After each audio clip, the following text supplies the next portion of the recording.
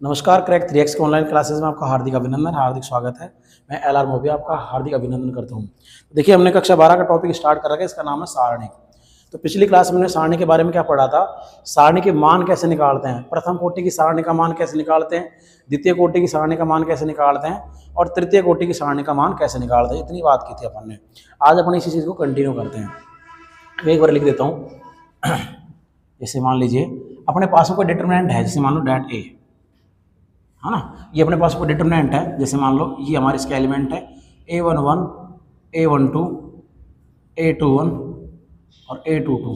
ये 2x2 की सारणी है हमारी, कितने बाई कितने की, 2x2 की सारणी। तो इसकी वैल्यू कैसे निकाली थी अपन ने, पहले तो अपन ने कंसेप्चुअल खूब पढ़ा था, उसके बाद में अपन ने इसका मान निकालना सीखा था। इसका मान कैसे निकालते हैं, मुख्य विकर्ण के एलिमेंट गुणा कर लेंगे अपन इनको। तो क्या आएगा A11 गुणा A22 और माइनस A21 और A12। इस तरीके से अपन डिटरमिनेंट का मान निकाल लेते हैं। उसके बाद में अपन ने बात की थी तीन, अगर मान लो सारणी 3x3 की है, जैसे मान लो डेट हमारा है ए है, A11, A12, A13, A21, A22, A23, A31, A32, A33। जैसे हमारी तृतीय कोटि की सारणी है, कितनी कोटि की, तृतीय कोटि की। तो हमने कल क्या बताया था, तृतीय कोटि की सारणी, अगर हमारे पास में तृतीय कोटि की सारणी है तो तृतीय कोटि की सारणी का जब मान निकालेंगे तो अपन किसी भी पंक्ति, कोई सी पंक्ति, ये R1 है और ये R2 है और ये R3, कोई सी भी पंक्ति के अवयव ले लो और उन्हीं अवयवों के सेकंडों को गुणा करके जोड़ के मान निकाल सकते हैं। ये हमारा कॉलम कौन सा, C1 है, ये कौन सा कॉलम है, C2 है और ये कौन सा कॉलम है, C3 कॉलम है। तो या तो आप किसी भी पंक्ति को ले लो या किसी भी कॉलम को ले लो, पंक्ति लोगे तो उसी के अपन को सेकंड लेने पड़ेंगे। उसके बाद में हमने चिन्हों का निर्धारण भी बताया था। जैसे मान लो, अगर मान लो मैं इस सारणी का मान निकालना चाह रहा हूँ, इस सारणी का मान निकालना चाह रहा हूँ इस पंक्ति के R2 पंक्ति के हिसाब से, यानी R2 पंक्ति के अवयवों को और सेकंडों का उपयोग करना चाह रहा हूँ। तो सबसे पहले आपको इस एलिमेंट को लिखना पड़ेगा, कौन से को, A21 को, लेकिन किसके साथ लिखना पड़ेगा, विद नेगेटिव साइन। मैंने कल ही बताया था नेगेटिव साइन क्यों आया, यदि आपका I और J का जोड़ अगर विषम आ रहा है, I और J का जोड़ अगर विषम आ रहा है तो नेगेटिव साइन से गुणा कर लेते हैं, और ये साइन हमारे सेकंड का आ रहा है, किसका आ रहा है, सेकंड का। तो इस एलिमेंट के गुणा में क्या लगाएंगे फिर, उपसारणिक, यानी इसकी पंक्ति छोड़ो और इसका कॉलम छोड़ो, तो आपको ये चार नजर आएंगे। फिर कितने, चार, एक ये, एक ये, एक ये और एक ये। तो गुणा करके मान निकाल लो फिर इन 1 2 3 4, 2x2 का तो अपन ने सीख ही रखा है। देखो क्या आएगा, A12, A33 माइनस A32 और A13। फिर आपको इस एलिमेंट को लिखना पड़ेगा, इस एलिमेंट को प्लस संख्या से गुणा करना है। ये जैसे भी संख्या होगी उसको माइनस से गुणा करना है, ये जैसे भी संख्या है तो प्लस से गुणा करना है, यानी प्लस का A22। क्यों आएगा A22 के साथ में प्लस में, क्योंकि I और J का जोड़ कितना आ रहा है, 4। I अगर J और I और J का जोड़ अगर सम आ रहा है तो प्लस के साथ गुणा करेंगे। अब क्या करेंगे, ये आपकी इस एलिमेंट के लिए क्या करेंगे, देखिए इस एलिमेंट के लिए अपन क्या करेंगे, इसकी पंक्ति छोड़ेंगे, इसका कॉलम छोड़ेंगे, यानी ये तो पंक्ति जाएगी और ये इसका कॉलम जाएगा। तो आपको चार एलिमेंट नजर आएंगे, 1 2 3 और 4। तो क्या आएगा यहाँ पर, A11, A33 माइनस A31 और A13, ये आ जाएगा। उसके बाद में कौन सा एलिमेंट लिखेंगे अपन, A23, इसके 3 और 2 5, यानी किसका आएगा, माइनस का A23, ठीक है। उसके बाद में इस एलिमेंट की ये पंक्ति गई और इसका कॉलम गया, तो आपको चार नजर आ जाने चाहिए, 1 2 3 4, यानी अब चार आपको एलिमेंट नजर आएंगे, 1 2 3 और 4। तो गुणा कैसे करते हैं 2x2 का, पहले अपन ऐसे गुणा करते हैं, यानी A11 और गुणा में क्या आएगा, A32 माइनस A31 और A12। इस तरीके से अपन वैल्यू निकालना कल सीख लिया था अपन ने। उसके बारे में अपन ने ये भी बात की थी कि मान लो अगर हमारी डेट 1/1 की है, A11 ही है, उसका मान वही रहेगा A11, ठीक है ना। लेकिन मैंने ये भी बताया था कि कोई बच्चा गलती से भी इसको मोड़ मत समझ लेना, कहीं माइनस का मान हो तो प्लस का कर दो, ये जो भी है विद साइन आएगा, माइनस के तो माइनस का एलिमेंट आएगा और प्लस का है तो प्लस का एलिमेंट आएगा।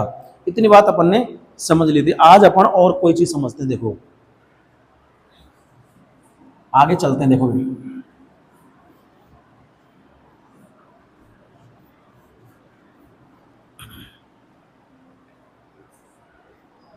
देखिए भाई, अगर मान लीजिए मेरे पास 2x2 की एक मैं सारणी ले रहा हूँ, देखो द्वितीय कोटि की सारणी, डेट A बराबर A11, A12, A21, A22, एक बहुत अच्छा शानदार रिजल्ट निकल के अभी आपके सामने आएगा, उसको थोड़ा समझ लेना आप लोग।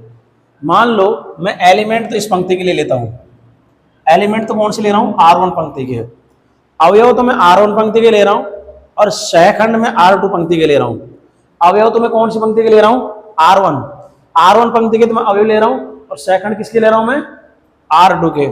सहखंड किसके ले रहा हूँ मैं, R2 के सहखंड ले रहा हूँ। तो देखिए कैसे बनेगा, मान लीजिए अगर मैंने वैल्यू किसकी निकालने वाला हूँ, A11 गुणा में कैपिटल A21 प्लस A12 और गुणा में कैपिटल A22। बेटा गलत फहमी में मत रहना कि ये हम सारणी का मान नहीं निकाल रहे, ये कोई रिजल्ट देखना चाह रहे हैं अपन कि अगर हम अवयव तो R1 पंक्ति के लिए और सेकंड R2 के ले लिए अपन ने, तो क्या वैल्यू मिलेगी, थोड़ा सा समझने की कोशिश करना। तो देखिए थोड़ा समझने की कोशिश करना, अगर मैं यहाँ से A21 निकालू, A21 देखो मैंने आपको AIJ का फॉर्मूला बताया था, -1⁻I+J और गुणा में MIJ, यही बताया था मैंने आपको। सेकंड निकालने का सूत्र था -1⁻I+J गुणा MIJ। अगर आपको निकालना है A21, तो A21 के लिए क्या लगा दे, 2 और 1 3, यानी क्या लगा दो, पहले ही माइनस लगा दो, पहले क्या लगा दो माइनस, और गुणा में क्या आएगी, इसकी उपसारणी A21, यानी इसकी उपसारणी का मतलब इसकी पंक्ति छोड़ो और इसका कॉलम छोड़ो, तो कितना आएगा, A12 आ जाएगा। क्या आ जाएगा, A12। अगर मुझे क्या निकालना है, A22 निकालना है, तो 2 और 2 4, इस हिसाब से मैंने सेकंड का चिन्ह लिख दिया प्लस का, और साथ में क्या आएगा, इस अवयव की उपसारणी, इस अवयव की उपसारणी का मतलब इसको छोड़ो और इसको छोड़ो, क्या आ गया आपका A11। भाई समझ लेना, मान लो मुझे AIJ का मतलब क्या है, -1⁻I+J और गुणा MIJ। देखो यहाँ पर I और J के हिसाब से अपना माइनस प्लस आएगा, और गुणा में क्या लगेगी, उपसारणिक उपसारणिक उपसारणिक, यानी उस अवयव की पंक्ति छोड़ दो, उस अवयव का कॉलम छोड़ दो। जैसे मुझे A21 निकालना है, तो A21 के हिसाब से 2 और 1 3, अगर विषम आ रहा है, I और J का अगर जोड़ विषम आ रहा है तो क्या लिखेंगे, यहाँ पर नेगेटिव साइन लिख देंगे। क्यों, I और J का जोड़ अगर विषम आएगा तो हमारा -1 की घात विषम के कारण विषम आ जाएगा। तो A21 का मान कितना आएगा, माइनस का, और गुणा में MIJ, यानी इस अवयव की उपसारणी, कौन से अवयव की, स्मॉल A21 की। ये तो इस अवयव की उपसारणी का मतलब इसकी पंक्ति छोड़ो और इसका कॉलम छोड़ो, तो उपसारणी में कौन एलिमेंट रहा अपना, A12। A22 निकालना है, तो पहले तो देखो I और J का जोड़ कितना है, 4, उस हिसाब से प्लस का लिख दिया, और गुणा में क्या लगेगी, उपसारणी, इस अवयव की उपसारणी का मतलब इसकी पंक्ति छोड़ी, इसका कॉलम छोड़ा, तो कौन सा एलिमेंट आ गया, A11। उम्मीद है कि आपको कोई प्रॉब्लम नहीं होगी। अब मान निकालते हैं, A11 गुणा A21 का मान कितना है, माइनस का, A12 और A22 का मान कितना है, A11। तो आपने क्या देखा कि माइनस का A11 और ये A12 प्लस A11 और A12, ये घटकर कितना आ गया आपका, 0 आ गया। घटकर कितना आ गया, 0। ये बहुत ही VIP शानदार रिजल्ट है, ध्यान रखना। क्या रिजल्ट है, क्या क्या देखा आपने कि हमने R1 पंक्ति के तो अवयव लिए, और सेकंड किसके लिए, R2 के।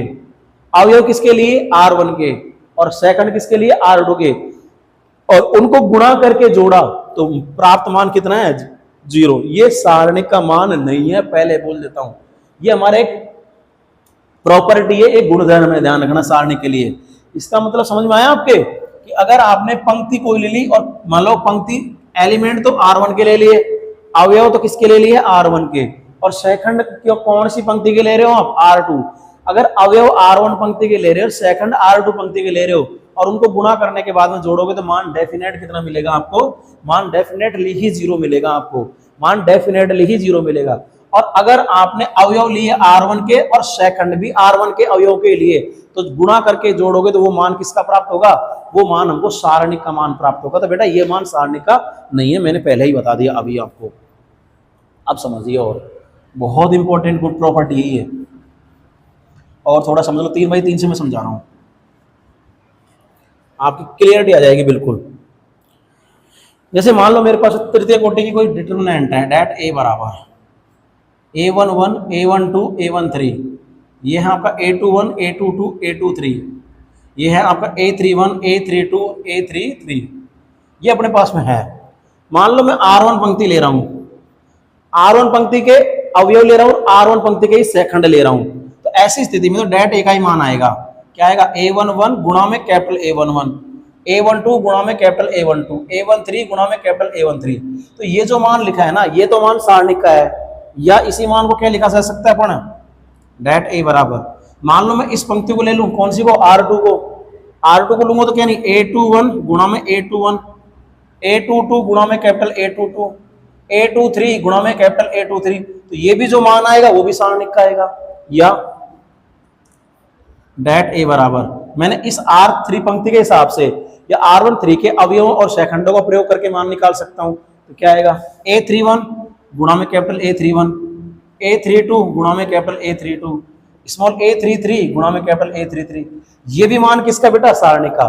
मेरी बात आपके समझ में आ गई कि मैं कहना क्या चाह रहा हूं। मैं कहना चाह रहा हूं कि अगर आप R1 पंक्ति के अवयव और उसी पंक्ति के शेखंडों को गुणा करके जोड़ो तो मान प्राप्त किसका होगा, सारणिक का ही प्राप्त होगा। ऐसे हम कॉलम के हिसाब से भी कर सकते थे,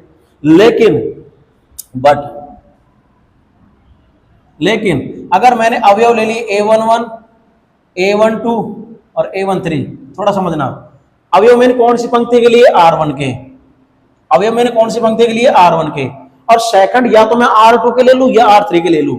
इसका मतलब अवयव मैंने मान लो सेकंड ले ली किसके, A21, इसका A22, A23। समझ रहे हो ना भाई क्या बोला मैंने, कि मैंने अवयव तो किसके लिए, R1 पंक्ति के, अवयव कौन सी पंक्ति के ले लिए मैंने, R1 पंक्ति के, R1 पंक्ति के अवयव ले लिए, और सेकंड मैंने R2 जो पंक्ति है उसके अवयव के सेकंड लिए। एक तो A21 का सेकंड ले लिया कैपिटल A21, A22 का सेकंड ले लिया कैपिटल A22, और A23 का सेकंड ले लिया कैपिटल A23। अगर इनको गुणा करके जोड़ा जाएगा तो प्राप्त मान कितना आएगा आपका, 0 आएगा। तो प्राप्त मान कितना आएगा आपका, 0 आएगा। इस बात का ध्यान रखना। और मैं चिल्ला चिल्ला के बोल रहा हूं, ये सारणिक का मान नहीं है, इस सारणिक की प्रॉपर्टी है। सारणिक की क्या है, प्रॉपर्टी। या अब मान लो, या मैं ऐसे भी लिख सकता हूं, जैसे आपने अवयव ले ली A11, A12 और A13, ये तो अवयव ले लिए, और सेकंड इस पंक्ति के ले लिए, यानी क्या ले लिया, कैपिटल A31, कैपिटल A32 और कैपिटल A33, ये ले लिया अपन ने। कैपिटल A31 यानी इस एलिमेंट का, A32 इस एलिमेंट का, और A33 यानी कैपिटल वाले। अगर मैं इनको भी गुणा करके क्या कर दूं, जोड़ दूं, तो भी मान प्राप्त कितना आएगा, 0। उम्मीद है कि आपको समझ में आया होगा मैं कहना क्या चाह रहा हूं। मैं ये कहना चाह रहा हूं कि आपने अवयव तो R1 के लिए और सेकंड कौन सी पंक्ति के ले लिए, R3। अगर अवयव आपने R1 के लिए, सेकंड आपने R3 के ले लिए, तो अगर इनको गुणा करके जोड़ दिया जाएगा तो प्राप्त वैल्यू कितनी आएगी, 0, जो कि सारणिक का मान नहीं होगा। सारणिक का मान तो अवयव जिस पंक्ति के लोगे उसी पंक्ति के सेकंड लेकर गुणा करके जोड़ने पर प्राप्त होगा। या इसी तरीके से कॉलम से भी देख सो आप, जैसे मान लो अगर सारणिक का मान निकालना है तो इस कॉलम के एलिमेंट लेने पड़ेंगे, इस कॉलम के ही एलिमेंट के सेकंड लेने पड़ेंगे। इस कॉलम के अवयवों का यूज करोगे तो इस कॉलम के एलिमेंट लेने पड़ेंगे और इस कॉलम के सेकंड यूज करने पड़ेंगे। इसके यूज करना चाहो तो इस कॉलम के एलिमेंट लेने पड़ेंगे और इस कॉलम के ही अवयवों के सेकंड यूज करने पड़ेंगे, तब तो मान सारणिक का आएगा। अगर मान लो आपने कॉलम तो ये ले लिया, यानी इस कॉलम के तो अवयव ले लिए और सेकंड इसके या इसके ले रहे हो, तो अगर गुणा करके जोड़ोगे तो प्राप्त मान कितना आएगा, 0 आएगा। प्राप्त मान कितना आएगा, 0 आएगा। इस बात का थोड़ा सा ध्यान रखें, इस बात का थोड़ा सा ध्यान रखें। मैं लिख देता हूँ इस चीज को, क्या बोला मैंने, बहुत इंपॉर्टेंट लाइन है, ध्यान रखना इस चीज को। बोर्ड में यहां से लगातार क्वेश्चन आते हैं। देखिए कल हमने लिख दिया था सारणिक का मान। यदि सारणिक की किसी पंक्ति, यदि सारणिक की किसी पंक्ति के अवयवों, पंक्ति या ऑब्लिक में कॉलम भी लिख सकता हूं, स्तंभ भी लिख सकता हूं, यदि सारणी की किसी पंक्ति या स्तंभ के अवयवों को किसी अन्य, ध्यान रखना क्या बोला मैंने, यदि सारणी की किसी पंक्ति या स्तंभ, यदि सारणी की किसी पंक्ति या स्तंभ के अवयवों को किसी अन्य पंक्ति या स्तंभ के अवयवों के सेकंडों, कोई दूसरी पंक्ति या स्तंभ, यानी खुद वाली नहीं, दूसरी पंक्ति या स्तंभ के अवयवों के सेकंडों से गुणा कर योग किया जाए तो प्राप्त मान कितना होगा, 0 होगा। बहुत इंपॉर्टेंट लाइन है बेटा, ध्यान रखना। यदि सारणी की किसी पंक्ति या स्तंभ सारणी की किसी पंक्ति या स्तंभ के अवयवों को किसी अन्य पंक्ति या स्तंभ, किसी दूसरी पंक्ति या स्तंभ के अवयवों के सहखंडों से गुणा कर जोड़ दिया जाए तो प्राप्त मान 0 होगा, जो कि सारणिक का मान नहीं होगा, जो कि सारणिक का मान नहीं होगा, सारणिक का मान नहीं होगा। इस बात का जरूर ध्यान रखें, मान नहीं होगा, क्योंकि बच्चे इसी को प्रॉपर सारणी का मान लेते, जबकि सारणी का मान नहीं, सारणी की प्रॉपर्टी है, गुण धर्म है। थोड़ा सा इस बात को आप लोग ध्यान रखेंगे, ठीक है। अब देखिए, इतनी बात आप समझ में आ गई। और सारणी की मैंने डेफिनेशन कल ही बताती थी सारणी के मान की, कि किसी सारणी की किसी पंक्ति या स्तंभ के अवयवों को उसी पंक्ति, स्वयं पंक्ति, उसी पंक्ति के अवयवों के सहखंडों से गुणा करके जोड़कर प्राप्त किया जाता है। फिर 1/1 में कोई दिक्कत नहीं थी, 2/2 में अपन डायरेक्ट गुणा कर लेते थे, 3/3 की में सहखंडों का यूज कर लेते थे, उनके साइन का। ये अपन ने कल बात कर ली थी। अब आगे अपन बढ़ते हैं। देखिए एक चीज और क्लियर कर लेते हैं अभी आज। देखिए, मान ले हमारे पास कोई वर्ग मैट्रिक्स है, ध्यान से समझने की कोशिश करना। इसे मेरे पास एक वर्ग मैट्रिक्स है, ये ABCD, ये मेरे पास एक वर्ग मैट्रिक्स है ABCD। इस वर्ग मैट्रिक्स के संगत सारणिक भी होगी कुछ न कुछ, बिल्कुल होगी सर। क्या होगी? डिटरमिनेंट ABCD, ये मान देने वाली संक्रिया है इसकी, ठीक है। अब मान लीजिए अगर मैं इसको K से गुणा कर देता हूं, K × A, तो K गुणा A मतलब A, B, C और D। तो K गुणा A मुझे कितना मिलेगा? तो गुणा करते हैं। तो मैट्रिक्स को गुणा करने की बात कर ली अपन ने पहले ही, कि मैट्रिक्स को अचर संख्या से गुणा करते हैं तो उसका प्रत्येक एलिमेंट अचर संख्या से गुणा हो जाता है। तो ये कितना आएगा? KA, KB, KC और KD आएगा कि नहीं आएगा? बेटा ये KA मैट्रिक्स है, ये ध्यान से समझना, एक प्रॉपर्टी आएगी यहां से। तो अगर मैं आपसे KA का डैट पूछूं तो कितना आएगा? KA, KB, KC और KD, ये आ गया। अगर मैं इसका मान निकालूं, KA का डैट का मान, तो भाई 2/2 का मान तो अपन ने निकालना सीख ही रखा था। ऐसे में डैट A का मान निकालो, देखिए यहां से तो कैसे निकलेगा? AD minus BC। ये किसका मान आ गया? डैट A का। कितना मान आया?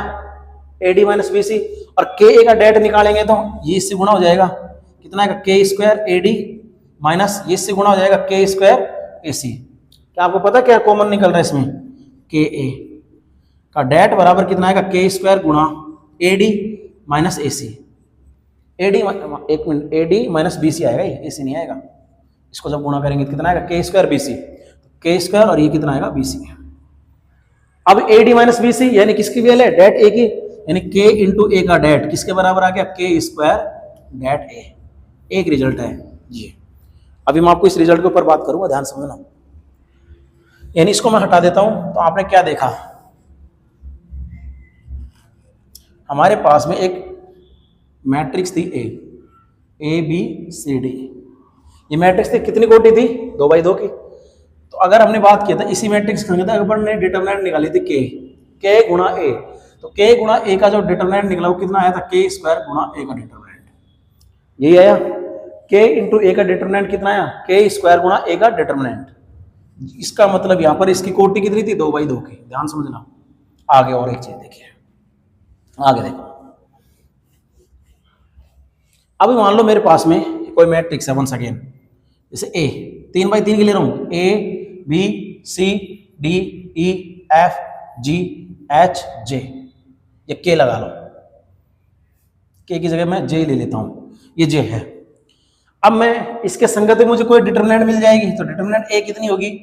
थोड़ा समझने की कोशिश करना। A, B, C, D, E, F, G, H और J, ये मेरी डिटरमिनेंट मिल गई। ध्यान समझना। अगर मैं इस डिटरमिनेंट का मान निकालना चाहता हूं, डिटरमिनेंट A का मान, तो मैं किसी भी पंक्ति के अवयवों को यूज कर सकता हूं, गुणा में उसके सेकंड लग जाएंगे। तो सबसे पहले ये एलिमेंट, तो ये प्लस के साथ गुणा गया, प्लस A गुणा, ये पंक्ति गई, कॉलम गई, तो क्या आएगा अपना? EJ माइनस HF, ये वैल्यू आ गई। फिर इस अवयव को किससे गुणा करते हैं? माइनस से, क्योंकि A1 है बेटा, और ये A12 और ये A13 है। अगर याद हो तो आपको मैंने कहा था कि I और J का जोड़ अगर सम मिल रहा है तो प्लस के साथ गुणा करो, I और J का जोड़ अगर विषम है तो माइनस के साथ गुणा करके लिखो, और I और J का जोड़ अगर फिर सम मिल रहा है तो प्लस के साथ गुणा करके लिखो। यानी ये क्या लिखेंगे अपना? माइनस का B और गुणा में। अब माइनस का बी का मतलब ये एलिमेंट किस पंक्ति में उसको जाने दो, कॉलम में उसको जाने दो, क्योंकि गुणा में क्या लिखने है, उपसारणिक, क्योंकि सेकंड का चिन्ह तो अपन लिख ही चुके, यानी ये एलिमेंट गया ये गया, तो आपको 1 2 3 4 नजर आएंगे। कितना आएगा, डीजे माइनस जी एफ। फिर कौन सा एलिमेंट लिखना है, सी। सी को किससे गुणा करके लिखना है, प्लस के साथ में। तो अब यानी ये पंक्ति गई, ये कॉलम गया, तो क्या बनेगा, डी एच माइनस जीई। ध्यान रखना, बहुत इंपॉर्टेंट रिजल्ट निकालने वाला हूं, बहुत इंपॉर्टेंट।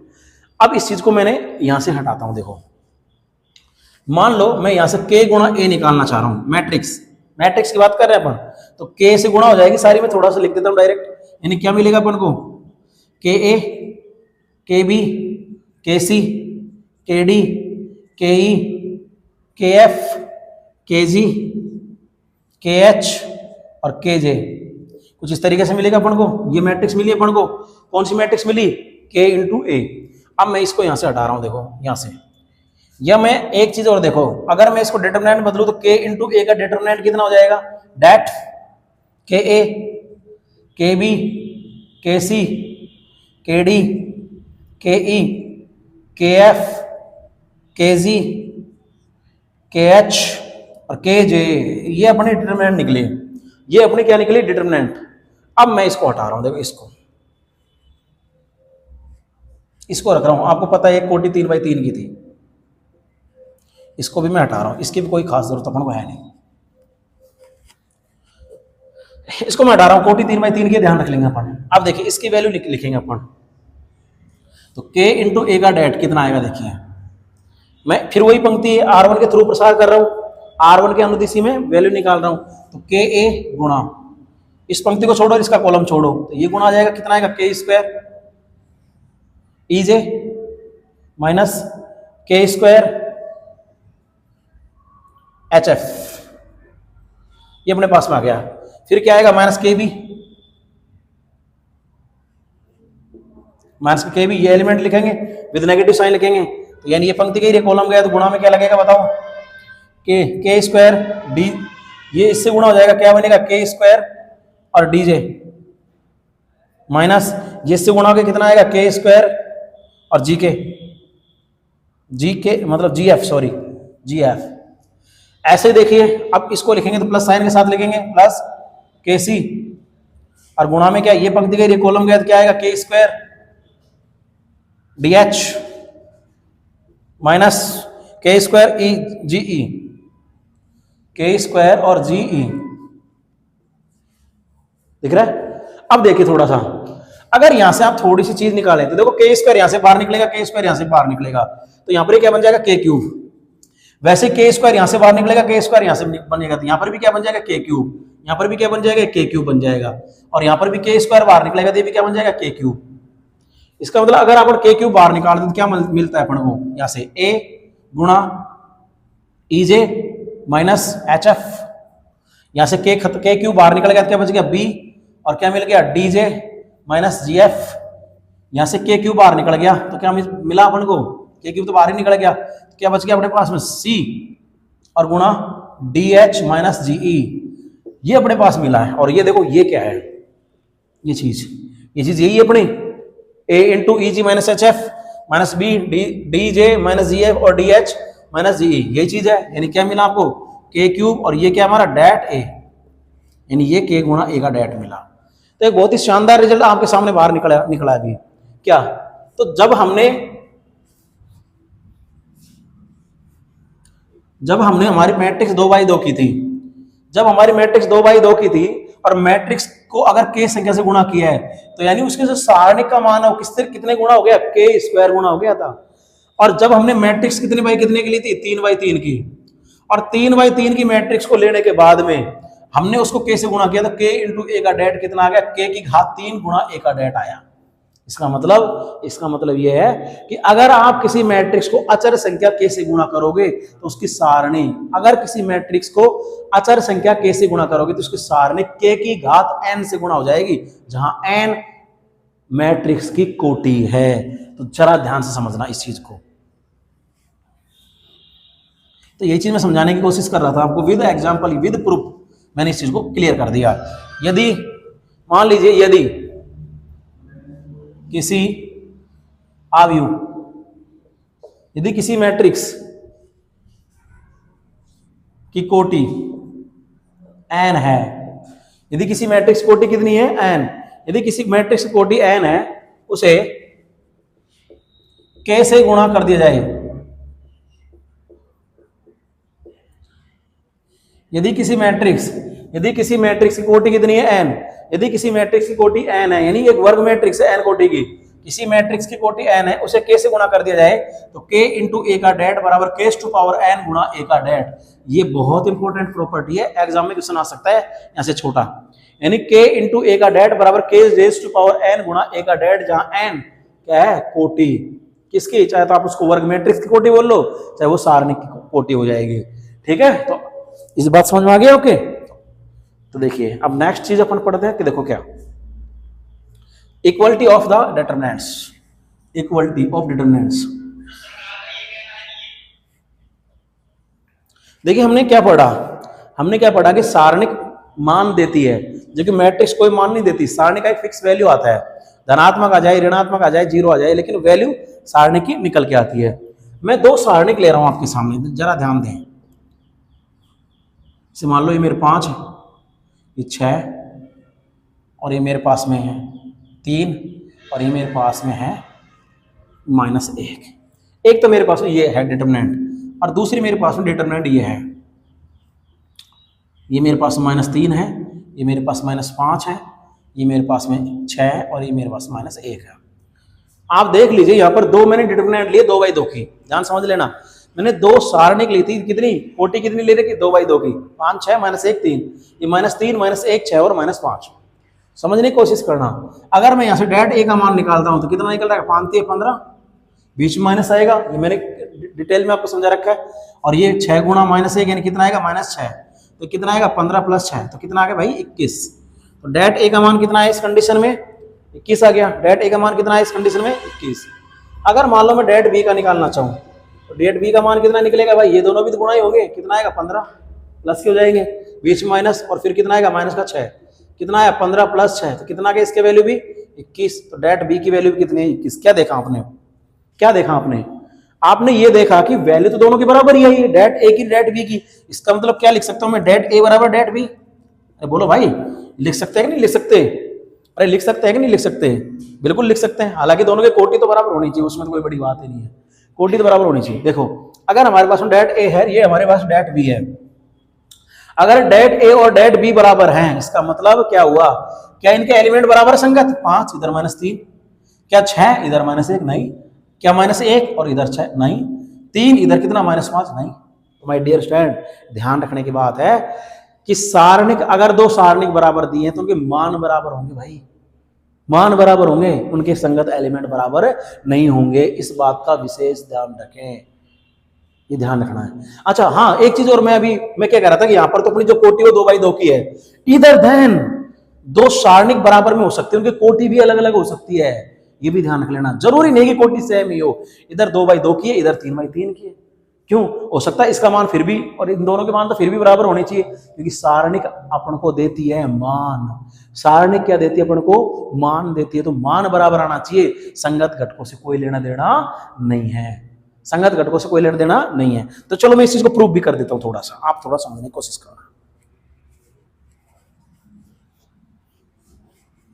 देखो बहुत कंफ्यूज रहते हैं बच्चे इस चीज में। जैसे मान लीजिए मेरे पास कोई है डिटरमिनेंट, डेट ए बराबर 5 4 3 2, यहाँ पर जो वैल्यू मिलेगी वो कितनी, 10 -12 -2 मिलती है अपन को। मेरे पास दो, तो डेट ए की वैल्यू कितनी आई, यहाँ पर देखें तो कितनी आई, 10 -12, कितना आ गया -2। कितना भाई, डेट ए का मान कितना है, -2। मैं दूसरी को डेट बी ले रहा हूँ,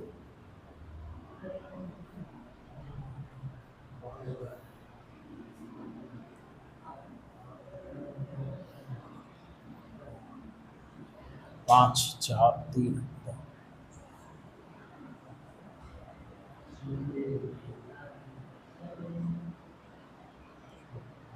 4, ये मेरे पास में कोई दूसरी क्या है, डिटरमिनेंट है।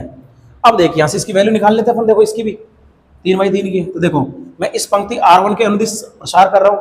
देखो अगर जो भी पंक्ति अपन लेते हैं तो अपन कहते हैं इसके अनुदिश प्रसार करके मान निकाल रहे हैं।